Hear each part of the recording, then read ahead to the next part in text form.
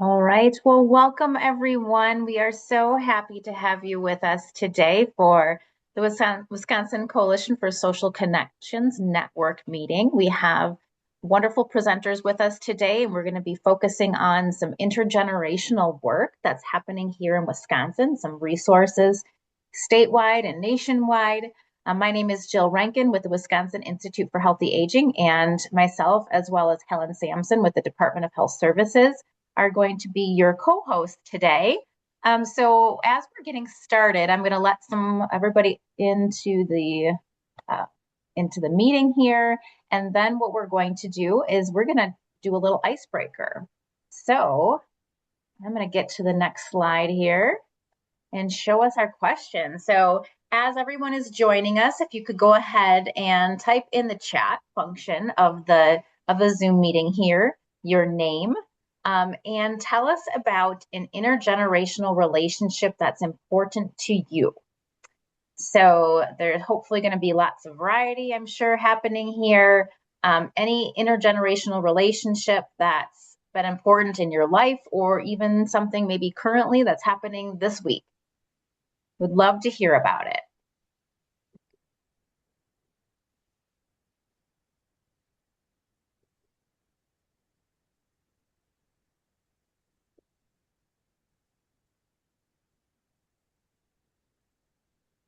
All right, Helen, are you seeing the chat? Do you want to kind of summarize that for us? Sure. Julie says I get to spend time with toddlers on Sunday mornings. Ooh, they're coming in fast now.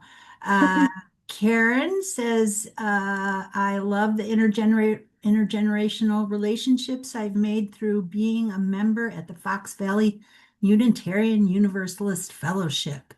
Great place to define intergen. That's a really hard word.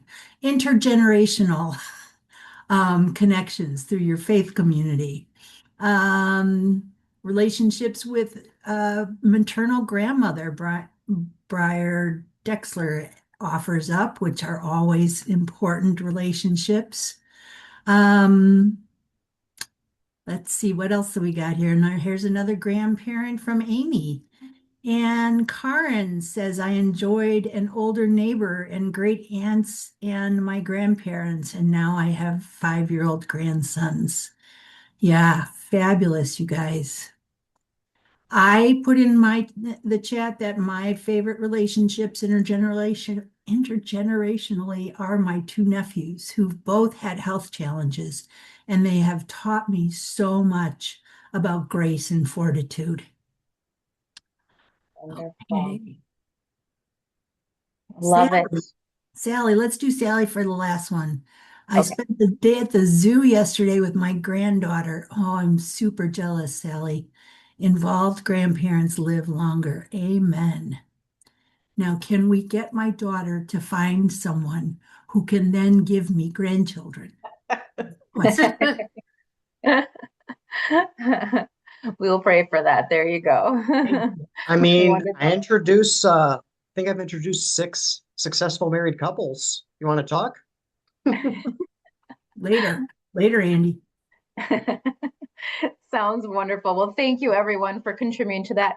Keep them coming. If you're just joining, go ahead and put in the chat your name and about an intergenerational relationship that's important to you. That'll be fun to read as we go forward. So I'm going to go ahead and share our agenda, what you can expect for the next hour and a half. We have guest speakers with us today, some intergenerational connection. As I said, we've got Andy, Julie, and Karen that will be joining us and talking about their work. Then we will go ahead and talk about some coalition updates, and we will do a wrap up. And then the most exciting part of the meeting, well, I shouldn't say most exciting because all of it's exciting, is that we have a brand new function that we added to these meetings by popular demand, that we are going to welcome people to stay on from 3 to 3:30 if you want to. It's optional. To do some networking, because we're all about social connection and talking. So why not use this as an opportunity to connect with each other? So at from 3 to 3:30, you're welcome to stay on and do some networking and discussion and connection. So that is our plan for the day. I'm going to go ahead and have Helen introduce our speakers. Yeah, I'm so excited to be able to share one of the ARPA grant recipients, which was NeighborWorks Green Bay, and the lead for that grant was Julie Philippek. And Julie, you can introduce Andy and his role because we haven't met yet, so I feel awkward doing that. But one of the great things about NeighborWorks Green Bay's effort through the grant, they were very much focused on the Denmark community. And I would call it community building as much as social connection work. And when you are focused on community building, that means everybody's included, right? So when I was thinking about who did more of the intergenerational work, I thought immediately of Julie and NeighborWorks Green Bay and Denmark Connects. So I'm going to be quiet and let them tell you their story. Thanks, Helen. So great to work with Helen on that grant. I'm Julie Philippek. I'm the Neighborhood Partners Program Manager at NeighborWorks Green Bay. We're mostly a housing organization, but the second half of our mission statement is build stronger communities, and that's the piece that I work on. Andy Demetza he's many wonderful things, and he was an amazing find, kind of a miraculous find for me in that community. And he worked as a community connector in Denmark and really just naturally works as a community connector all the time. He's going to talk to you about what happened in Denmark over the last couple of years. I'm just going to give a little bit of history because I've been connected to Denmark back to about 2016 or 17. And I just want to point out that back then, right, those 2 years, there were two sort of planning, visioning processes that went on in the village of Denmark. The first one was led by the ADRC of Brown County, and Michelle Erdman is on this call. Michelle has also been very involved in our project. So Michelle, you need to jump in wherever you want to. But back then, the ADRC led a visioning process for older adults. And what they were thinking about was really what they most valued in the community and what they wanted to maintain and what they wanted to see going forward. That group identified this first statement: we look out for each other, as the core value, the core sort of principle of the community in Denmark. The next year, we ran a series of visioning and sort of action planning meetings with young people, middle school and high schoolers, to find out what for them was important to them about the community, what they wanted to see in their community in the future. And by far, the thing that those kids said too was like, we need to take care of each other. Like, we need to be more connected. It was all about connection. So honestly, from that time, there's been a lot of work, a lot of it focused on really intergenerational connections. And there's not time to go through all of it, but it's been such a privilege to be connected to Denmark and see the way people are taking care of one another and paying attention to one another. So what happened in the last couple of years in Denmark, I think is really special. And Andy, along with his colleague who could not be with us today, Molly Arneson, really spearheaded all of that. So I really just want to pass it to you, Andy, to talk to people about what you did. Oh, thank you, Julie. I, before I get going, cannot stress enough how important it was that the other people who aren't here today did everything that they did. Um, this wouldn't have been able to succeed without them, and there were a lot of people, not just Molly Arneson, but also we had two young gentlemen who are civic engagement apprentices, which is a program I based off of my time when I worked for a Fortune 500 training recent engineering college grads how to actually function in a workplace. They would help me supervise third shift operations folks. So without those three people to begin with and Julie backing us up, we wouldn't have been able to make the connections that made this successful. As far as the Denmark Connects work, it really started. I moved here. My wife's from here. I'm from a small town, upstate New York. And before that, I was a military family. My parents got pregnant with me at prom, got married, joined the army. Um, so I worked all over. I actually got trained to do some of this community work in college by a group that helped start Transition North America. If anybody's familiar with that, it's a social engagement focused way of sustainability to work on the transition from fossil fuels. Um, Once we were here in Denmark, though, it was tough. We moved here 2021. We had a brand new baby, and it was COVID. So Denmark to me was already a little closed off because I showed up during COVID. It was tough to meet people. And Denmark, like everywhere else that was rural, had a hard time bouncing back socially. I heard all these cool rumors and stories about big fall festivals and churches getting together for dance parties and this great stuff. And you could tell COVID and lots of other stuff really took the feet out from underneath that social engagement. I do not know about moving slides. Perfect. So with Denmark Connects, these are the four main people I was talking about. Myself, on the far left, Zach Bisson, um, one of our civic engagement apprentices, Molly, who's from Denmark, and then Spencer, whose parents aren't from Denmark, but he was born here.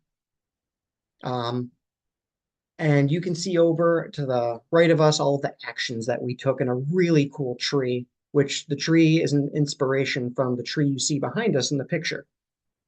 And what that tree came from is all of the events that we did. Julie trained us and we learned about asset-based community development. We went around and we had events where people came together and we asked them about themselves and we learned about the things they were good at, skills that they had, they might be willing to share with others. So we wrote those different skills and activities down on a leaf, put them on a tree. And if you zoom in, you can see there's a bunch of little dots and different amounts on the leaves. And that's, when people, they voted, they looked at the leaves and said, I want to do more of this. So we looked at those votes and people telling us what they wanted helped us do some of these actions that you see. That's at the trunk of our tree that holds up all of those amazing quotes that came from people coming to our events. So we had an open house. Um, we had Medicare Wills and Trust luncheon, which was very well attended. Time Slips is a really cool art integrated program where younger artists interviewed a bunch of older folks and then did artwork. And I think my favorite one is probably the Denmark Teaching Denmark event, where we took all of those skills and that you see on the leaves and different teaching and had people from the community who had those skills teach kids in our community how to do that. We're actually going to make that a yearly program where we do it with kids or adults each year. And ideally, and we'll see if we have enough time, I'd love to do two per year, one for kids, one for adults. Um, the what really came out of this from that isolation I started with in 2021 was through Denmark Connects, we really learned like we have a ton of residents who donated their knowledge and skills. We had things people wanted to do, and we were able to build on that and connect in a way where I have lifelong friends from this day, and we reconnected with my wife's friends that she had lost touch with. Next slide. And here's pictures from some of those different events. On the far left are the kids actually putting up some of the leaves as we built that tree you saw in that first picture. Uh, the middle here, this amazing woman who's in the community, an unsung hero, who just quietly makes things happen. She's now in front of kids teaching them macrame and crochet, runs our crochet art group, which is leading a program to get a public art ordinance in the village to help make things more fun and engage people. Like what an amazing find from my standpoint of a human who just is cool to be around. Seed starting. And then my favorite is the apprentices actually worked together with a gentleman who's a retired carpenter. And they were just building shelves and doing other work around the community with him. So that was kind of a fun tie-in with the civic engagement apprentices. Um, Here you can kind of see the crochet club that evolved from everything. This has been particularly fun every year now. They're working with the village to decorate our light poles and other poles. So they let us do a few last year, and this year they're letting us up the ante. Like we're doing, I think, 25 more poles. And local businesses are getting in on it, letting us do it. And because of this, we're talking about 4th of July, maybe doing a 250th anniversary, partnering with, oh, they're decorated with yarn, sorry, from the Crochet Club. So this group on the left actually makes all of these. There's a bunch of them all over town. Um, yeah, I'm excited because this group is doing well. We're now able to connect with the American Legion Veterans VFW and maybe do more public art, like doing stars and stripes on our crosswalks for the 250th anniversary of America on, Saturday of 4th of July. So we'll see where it goes from there. Our incredible interconnection will really do it. Thank you guys, and I'm excited to hear about Karen.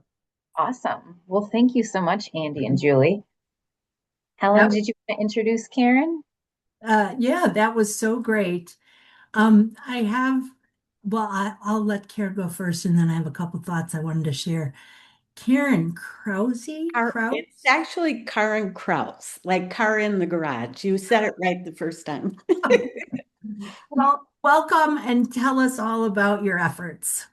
All right. Well, I'm the founder and executive director of Hope in a Future. I guess you'd call me a nurse entrepreneur. I really went into nursing, not because I knew so much about what nurses did, but I knew what they had to learn about. And I had particular reason for concern. As a kid, I had the really profound benefit of growing up in a neighborhood that was very engaged. We had seniors and young families and in between families, and it was a naturally occurring intergenerational space where the older adults often told children part of your job in life is to get to know your neighbors and to be there for them. And that included happy stuff or sad stuff or sick times or whatever. And when I was only 8, my father just died of a heart attack on his way to work one day. He was only 34 years old. And I benefited from that engaged neighborhood in a major way, and most especially from a lady we all called Grandma, although nobody was related to her in the neighborhood. Um, when I and it's one of those things where I remember how she made me feel more than what she said to me. She would pay attention to see if my mother was home when I was walking home from school and if I was going to an empty house. Oh my gosh, it was really important. She got some cookies baked, or she just had things that we did together, and we just became fast friends. We eventually moved away from that neighborhood, and as a 9-year-old, I learned a lot more about loneliness than I probably, would have liked to. And the isolation of not knowing anyone. I had a mother who was trying to go to college, and so she could raise enough money to support our family. And really, the anxiety of being alone too much, not knowing how to meet people, not knowing, just being alone and too young to be alone. That anxiety followed me into school, and I went from being a high functioning student to not learning very much. Things were really, rocky for me for a few years. Now, my life improved, but it kept me watching other kids who were having a hard time. And then by the time I was 17, my old neighborhood grandma, I found out, went into a nursing home. And it was not a nice nursing home. And I remember that first visit as being a little bit of a nightmare for me. It smelled bad. It wasn't clean. Um, but walking down the hall, they told me where her room was. And I was almost at her room, which was room 22, and I heard a staff person say, "Anybody check 22?" And someone else said, "No, I will." And they went in her room without saying hello or knocking and came out pushing her quickly in a wheelchair. And she was saying, "Is something wrong? Is there a fire? Or why are we in such a hurry?" And the staff just kept talking to each other. It was like she was invisible. And as a 17-year-old, I sat there thinking, wow, I know what loneliness is like, but what is it like to be packed into a building, but you're invisible? And so I really thought, if this is what your options are, if you become frail, I want to see what I can do about this. Well, then as a nurse, supervising a great big facility, I had a nursing assistant that I loved when she was working, because she loved the people, and they felt, cared about and listened to. And it was just always a nicer night. People don't need as much in the way of pain medication or help with sleep when they feel safe and loved, cared about. But she was having a hard time that night, and I finally had to pull her aside and said, "If you were someone else, I could have fired you at 3 separate times tonight, but this isn't how you usually are. Can you let me know what's going on here? Is there anything I can help with?" And so she took me outside, and she was a single mother. She had 3 little kids. And there is a line that if you make $2 over that line, you lose all help with childcare, with any help with getting food or health care. And she had accidentally crossed that line. Um, and so we walk out to this rusty old car in the back of the lot that she had running. And I said, "You have little ones in a running car?" She said, "Well, it's so hot. I was trying to keep the AC on." And so we approached this car, and there's 3 crying little kids, 2 so tiny they're still in diapers. And, I had memories from being alone too much, although I was older than those kids. But we figured out a way to get through the night that was better, but it wasn't a long-term solution. And as a nurse, I had tried many times to get, just daycare in the building, things like that. Very hard to retrofit old buildings to make intergenerational opportunities happen. So I went home that night. I also had a number of seniors living in this nursing home say, "Why do you suppose I'm still alive?" I could read to somebody, I could do something, but I just sit in my room alone all day waiting for the next meal, and it's never that good. And so I went home that night just frustrated, because I'd already tried to get a lot of things changed and just couldn't do it. And I let God know I had hoped I could do something, but I was out of ideas. And if he had me, I was listening. So what kind of happened next was just this imagining of being back in that original neighborhood, where it was an engaged neighborhood, and just having kind of make that neighborhood on steroids, put some services in the neighborhood and take the natural volunteerism of people and coordinate that a little better. So, to make a very long story short, I set out to build an intergenerational neighborhood. Where I'm sitting right now is a group home that provides care for very frail seniors, and we can also offer housing for staff upstairs. Um, this slide that you're looking at right here is a slide that was kind of some of the questions we asked and figured out how to make these things happen. So in this current adult family home, I started taking people into my home when I was raising kids as a first step into this thing. This has been a long journey for me.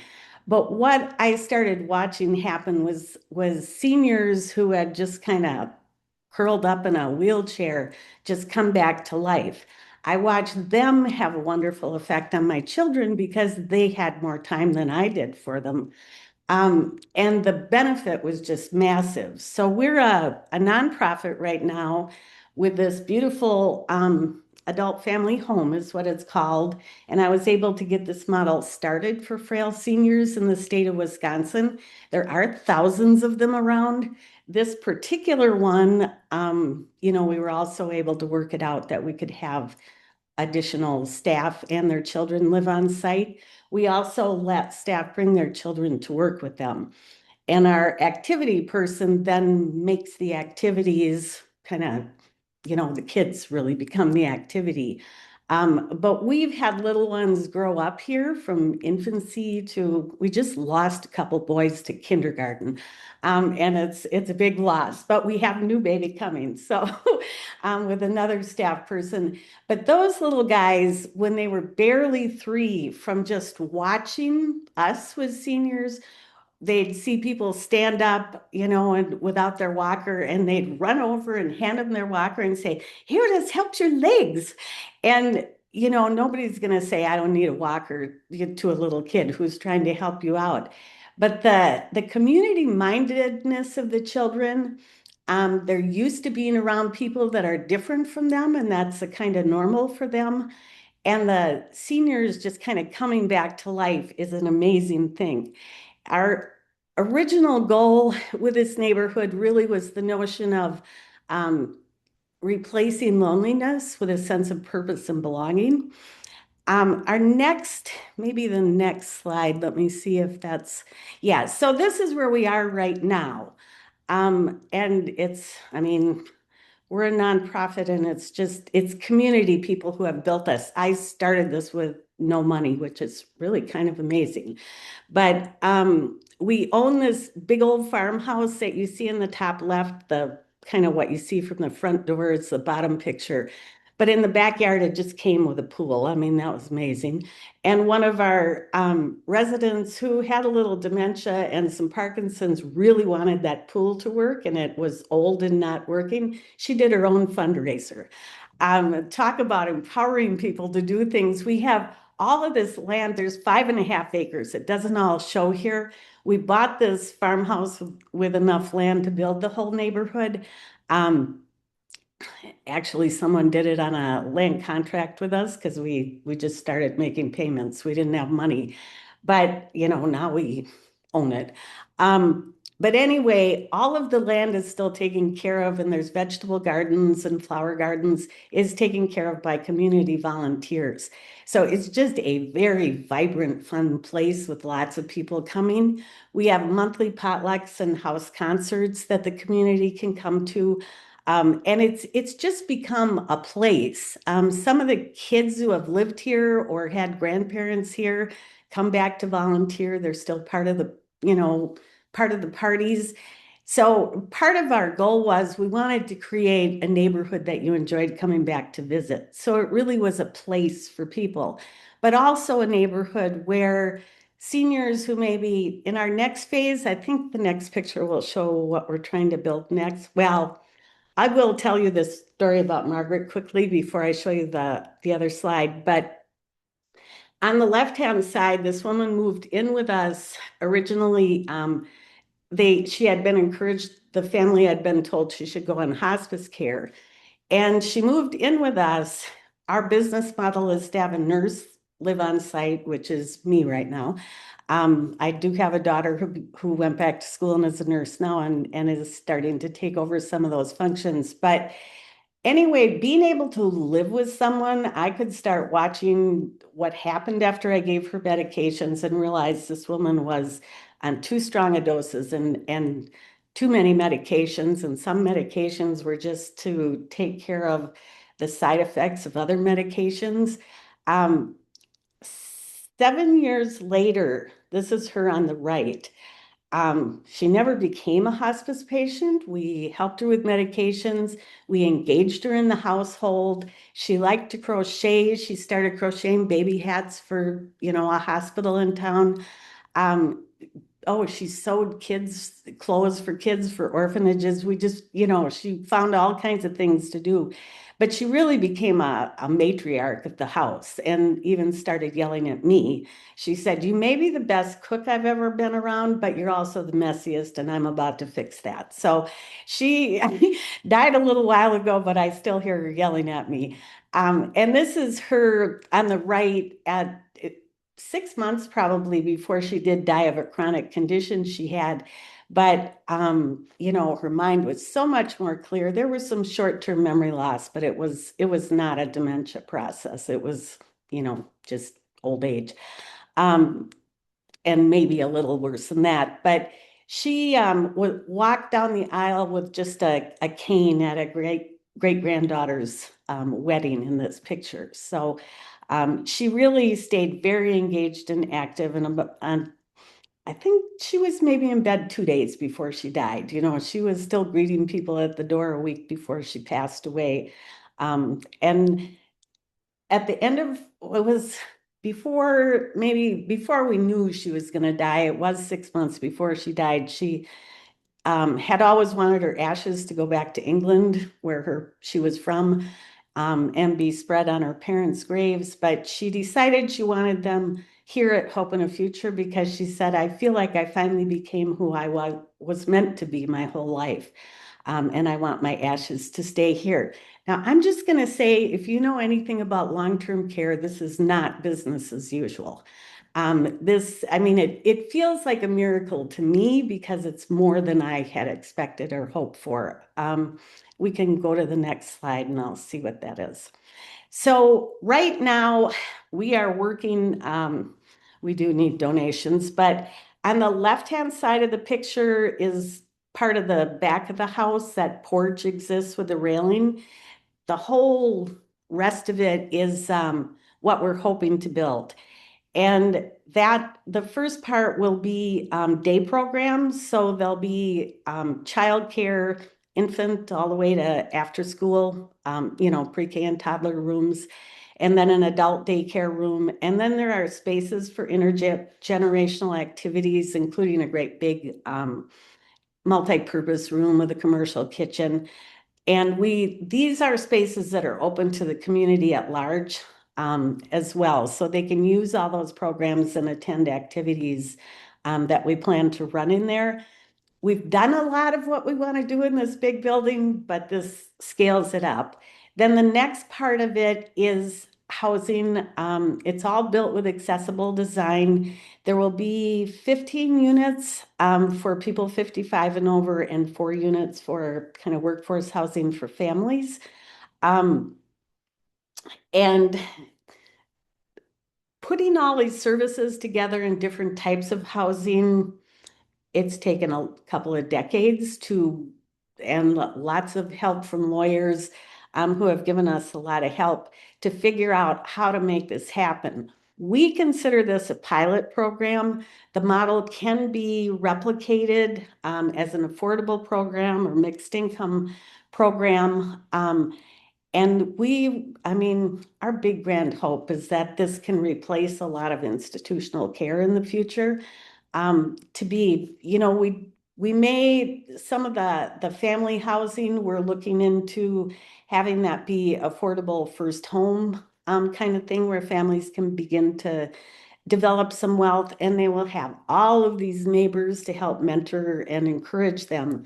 It's my experience that what seniors ought to be doing with young people is encouraging them, teaching them, having fun with them, and letting them know they're special and wonderful people. Part of the program in the new housing will include the requirement that each household gives 6 hours of time to their neighborhood through a centralized volunteer program.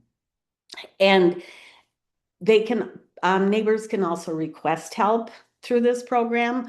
We'll continue to have outside neighbors, but what they do is a little different than what neighbors living on site will be doing. But our priority will be that needs are met. So, maybe a senior wants somebody to start picking up their groceries for them.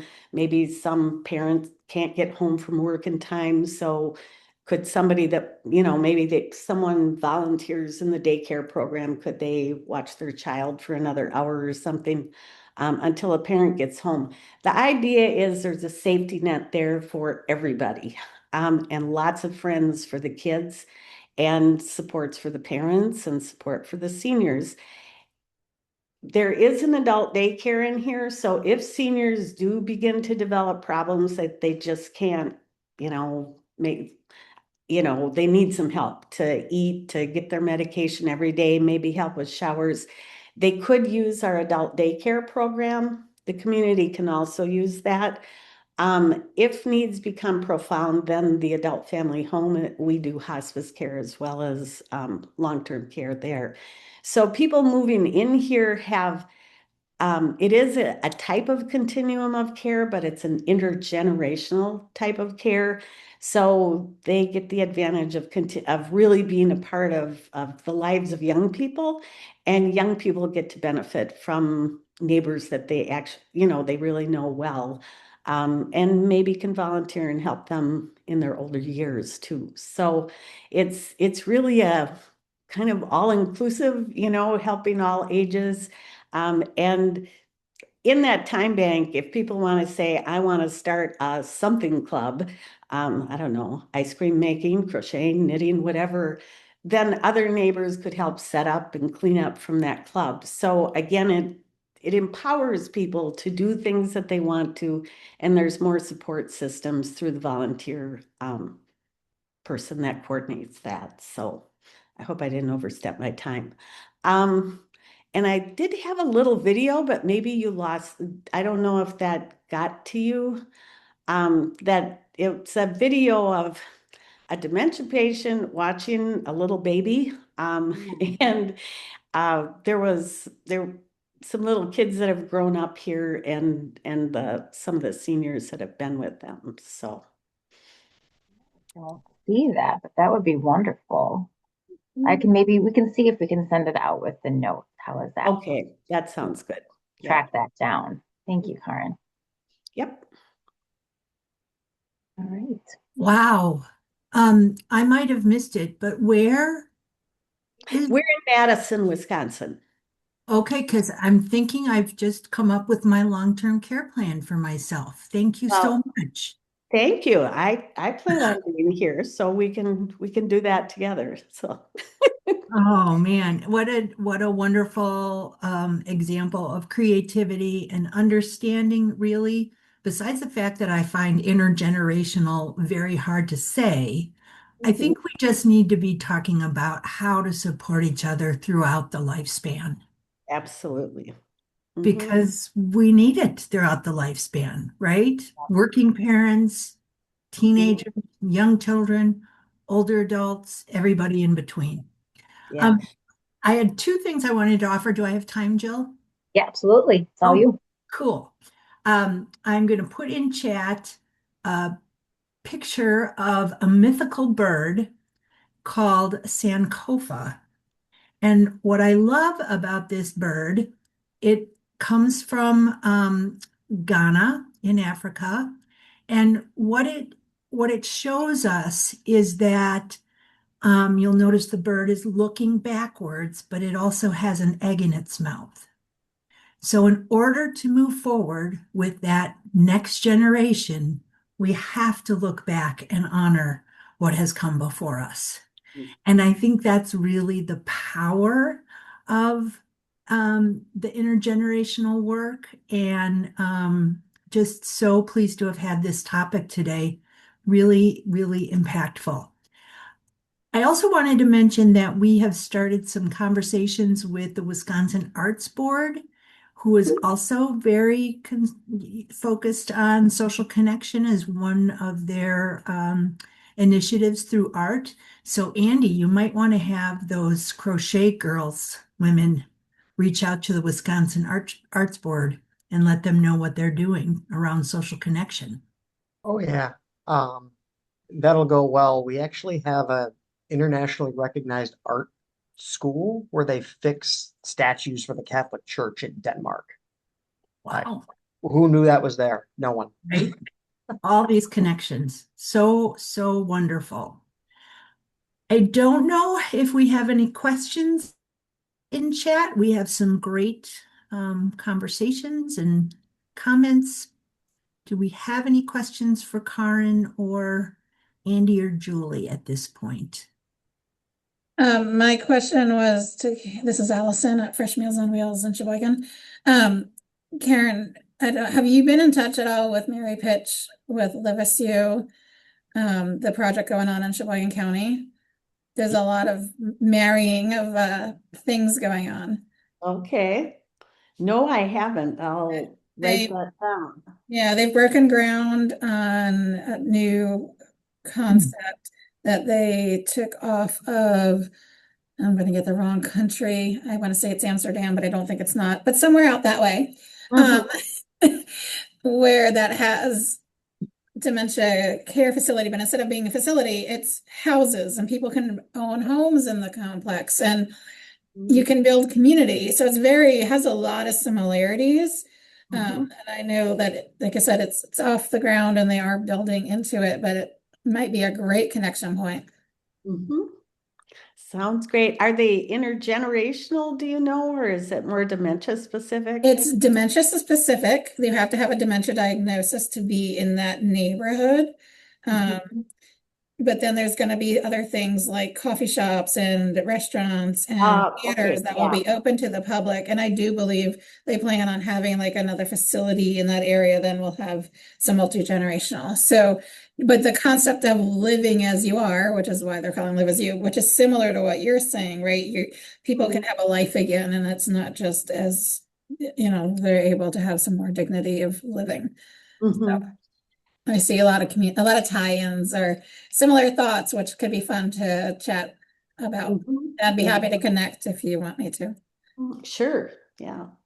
There's also a project in UW in La Crosse, which is a collaboration between UW La Crosse and the county, where they're going to be breaking ground or have broken ground on an intergenerational facility. And I'm not clear about much else, but I would reach out to the ADRC in La Crosse as another opportunity for collaboration and inspiring each other. Yeah. And Andy says he's well, Netherlands, that's it. How do you say that word, Andy? That is it, yes. I have no idea. But that's the place. I think is it? that's the one. Okay. Yeah. I am aware of some in fact, there's one going to Grace Hospice in Madison will be building something that I feel like it was Denmark. I'm not positive, but it's a European model for a dementia village. And those are great for a certain part of time. My problem has been that I've seen some great programs that work until people become frail. And then they kind of fall off the map, end up in an institution somewhere and can't see any of the friends that they've made in other places. And so my commitment really was that I wanted to be able to create a place where you would be with your new community, or we call our model a family of friends around here. That's our staffing model. Everybody sits around a great big farm table to eat, young and old together, and you're in the same house with hospice patients, and little kids are growing up around that whole thing. And people were like, "Oh, aren't you worried about that? That sounds awful." Well, it actually is normal life. That we've just gotten away from because we've spent so much time separating age groups. And I frankly feel that the intergenerational piece is why we have such a lonely society now. When I was little, if I started fighting with my friends, I could go find an old neighbor or a relative to talk to, and we'd work through that thing, and then I'd go back to my friends again. But they were just always available. And so that wisdom and love and encouragement was just always a piece of my life until we moved away from it. But I just think that we've got young people afraid of old people because they're never around them. Some of my grandson's little friends come to visit and they start crying because they're not used to seeing people in wheelchairs or people that look old. It's frightening to them. And so to make all of life normal and bring it back together, and not just where people can see each other, because there are many multi-generational developments that are around, but to actually tie lives together, which is what our volunteer bank, originally that's all it was for. I was just like, okay, when people get together and support each other, they just flourish. So that was the main reason. Now, with our long-term care workforce crisis, the crisis with childcare workers, when you can bring in long-term volunteers from the community, you've brought in not only enough caregivers, but you've brought in a stability because these are people you're with all the time and you get to know and love. And people don't seem to know, I'm so happy about the work that you guys are doing with bringing young and old together because it just seems like people don't know how to make friends like they used to. And society is just different than it used to be, more everybody's working and there is less time and we're, more virtual with everything. And so to be able to just walk up to people and make friends it's skills that a lot of young people don't have anymore. So if there's anything us older guys can teach to the young, it's how to make friends and how to have community, and that inconveniencing yourself for someone else can actually turn out to be fun. So, and You know, it's, I also think what's really important about what you said is that that wisdom sharing goes both ways. yes, So we are always still learning and growing, and we can learn as much from a 3-year-old as from a 90-year-old, right? Um, absolutely. and that's really the beauty of it. Yeah. I put a resource in chat for an organization called Co-Generate, which is Yeah.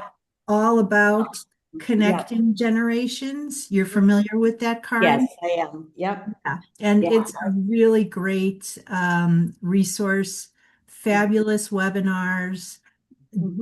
really helpful ideas about how to start that Yeah. lifespan connection. See, I didn't have to say the intergenerational again. I know, but many decades ago when we first started trying to figure out how to do what we want to do, people would say, what are you saying?" When we'd say intergenerational, but it is a lot more common now, and there's certainly more talk and more going on, which is really exciting. So, Well, with intergenerational, I've had the opportunity to live in a lot of intentional communities. Time banks are really great ways to do it. yeah, Like Karin it's a fantastic model, and having that replicatable that isn't tied to 1960s hippie communes is going to be right, fantastic. yeah, But yeah, one of the things that always gets lost in this, and I learned this a ton, not just in Denmark, but working with a lot of professional groups from uh, have good parties. And I'm serious. yeah. There's a No, group. Yeah. that's our culture. In fact, I started doing this out of my own home. I'm sorry to interrupt you, but this is a funny story. So we just word of mouth told people we did parties every Friday. So like we really got in people's rhythm, and that's the goal when we get our new bigger place. But so my just house, it was not that big of a house, just word of mouth, people just showed up every Friday and we had a potluck, intergenerational. We had high school kids, we had little kids, we had homeless kids coming to our parties. It was amazing. And university professors, it was like the most amazing mix of people. And the police thought we'd become a drug house because so I'm on a little porch feeding a woman one night, and 3 police cars show up and come sauntering over and said, "We want to know what's going on around here." And I said, "Well, it's an intergenerational party." They said, what do you mean? I said, well, it's a potluck and people play music afterwards and kids are playing games and there's a variety of things going on. They said, well, you mind if we check out your potluck? It was just a very funny story. So they went in. I said, I'm sure you don't have a search warrant, and I'm also sure I don't have anything to hide. So if you want to go see what's going on, go ahead. But it just was so unusual for them to see people coming together for no particular reason, except to get to know each other. So, and a lot of kids that grew up going to those parties, because they went on at our house for quite a while. It was like they were coming back to introduce us to their new girlfriend or boyfriend. And we were like, I guess we're honorary aunts and uncles. I don't know. Um, but the sense of community is just real. And that continues where we are now. So anyway, I interrupted you and I'm sorry, but The police crashing your party, it exemplified everything I was saying. That's the kind of parties you want. yeah, I loved it. So Wow, wonderful. We need a Karen and an Andy in every community. I'm sure we do. So we'll raise each other up. So thank you so much, both of you. And Julie too. Give our thank yous to Julie when you see her next, Andy. But yes, there's lots of resources. Hopefully that this inspired you. Hopefully it inspired some ideas. It looks like, Karen, you took it from zero to a whole bunch, right? So it can be done. And I'm sure, Andy, you guys have that idea as well. So check out the resources that are on the screen. Thank you, Helen, for putting that in the chat. Just additional organizations that are committed to this cause as well. And then we have a connection challenge at the bottom of the screen. If you can see, it says write down one way that you'll engage with a different generation this week. So that is our challenge to you. So if you want to take a minute, we'll give a minute to tie this up. Any last questions for Karen or Andy? And write down a way that you're going to engage with a different generation this week. I love it. Do you have those at your party? yeah, well, they're left over from lunch today. So Oh, nice. Helen, do you have any last closing remarks you wanted to make for the presenters? No, but I will share how I am going to connect with an intergenerational effort this week. I have approached my 20-year-old neighbor next door who's a college student, and he's going to let me do his power of attorney for healthcare with him. And that is an example of reaching across generations to where we aren't talking about the stuff that needs to be talked about.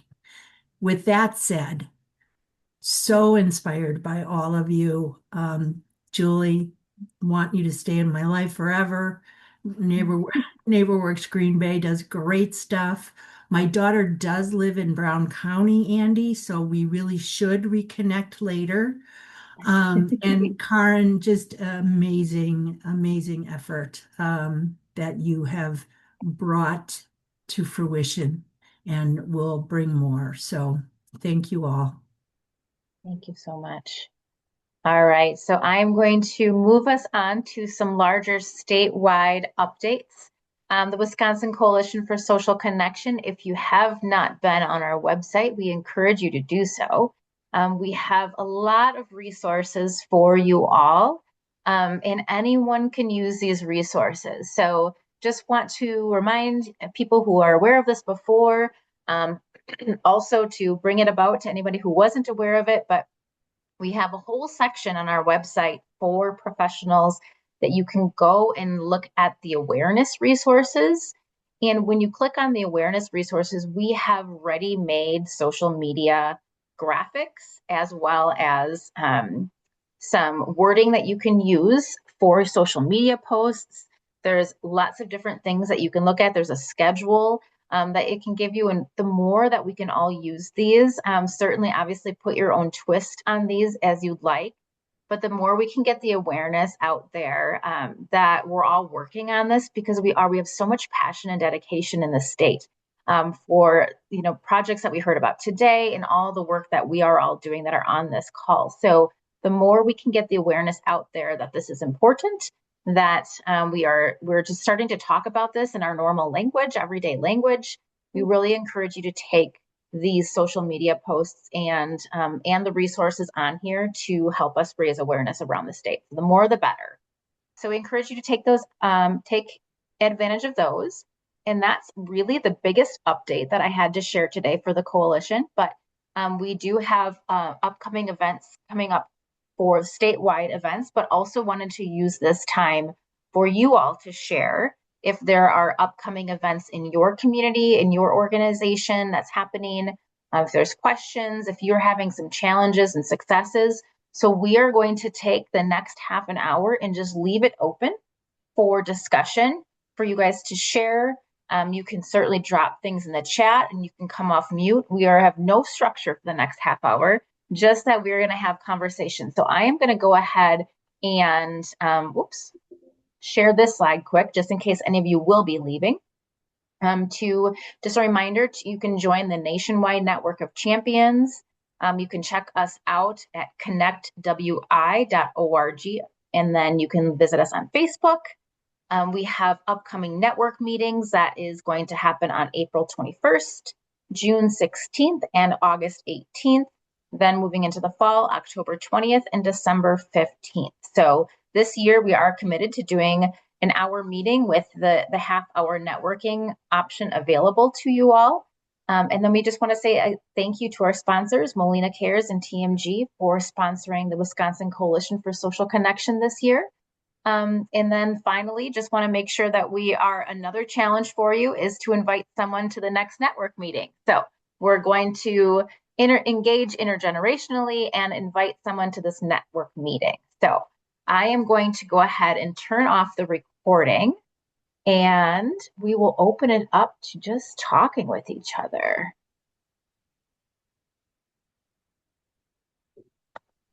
Oops. This is Allison with Fresh Meals on Wheels. I just want to follow up. I know when we met in person, I had mentioned that I would reach out to Veterans Affairs to have someone present